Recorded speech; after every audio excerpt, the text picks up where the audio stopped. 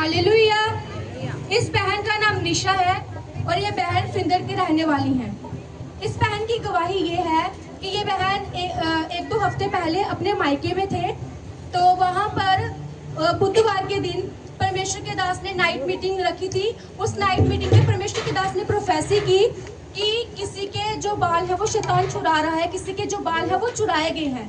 और इनका कहना है कि उसी समय नाइट को जब परमेश्वर के दास यहाँ पे प्रोफेसी कर रहे थे, एग्जैक्ट उसी समय इस बहन को अपने मायके में जब ये सोए हुए थे तो इनको ड्रीम आया, जिसमें इनको ये दिखाई दिया कि जो दुष्ट आत्मा है वो इस बहन के बाल जो है वो चुरा कर लेके जा रहा है। और उस ड्रीम के बाद ये जो बहन है ये इतना ज़्यादा डर गए, इतना ज़्यादा घबरा गए।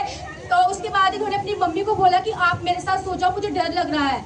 उसके बाद क्या हुआ जब आपको ड्रीम आया था? उसके बाद फिर मेरे को मम्मी जब मेरे पास सोई तो उसके बाद मैं फिर सो गई। फिर सोने के बाद मेरे को पास्टर जी सपने में आए थे मेरे। उन्होंने सपने में मेरे को बोला कि आपके पीछे जो है 30 दुष्ट आत्माएं जो लगी हुई हैं आपके बच्चों के पीछे भी। फिर ऐसे सपने में मेरे को लेके वो एक पहाड़ी के ऊपर चले गए, जैसे बहुत बड़ी पहाड़ी सी है। उधर जब मेरा ले हैंड किया, मेरे बच्चों का ले हैंड किया, फिर उसके बाद मैं फ्री हो गई। फिर उसके बाद सपना नहीं आया। हालेलुया। इस बहन को जब ड्रीम आया तो पहले इनको दुष्ट आत्मा दिखाई दिया, जिसमें दुष्ट आत्मा जो था वो इनके बाल चुरा के तो जा रहा था। और उसी समय एग्जैक्ट परमेश्वर के दास ने उस नाइट मीटिंग में ये प्रोफेसी की थी कि किसी के जो बाल है वो चुराए जा रहे हैं, किसी के बालों को दुष्ट आत्मा ने चुराया है और उसके द्वारा उसके ऊपर जादू टोना किया जा रहा है।